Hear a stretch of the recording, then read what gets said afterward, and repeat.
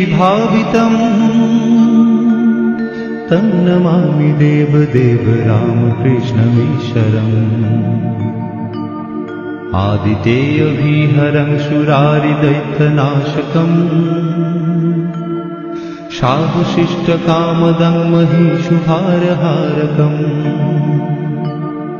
सत्मरूपतत्त्वकं युगे युगे च दर्शितम्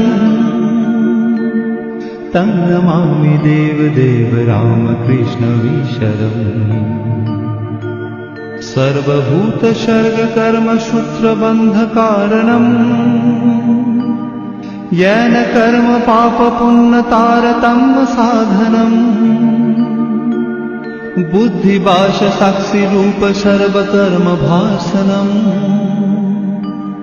तं नमामि देवदेव रामकृष्णमीश्वरम्।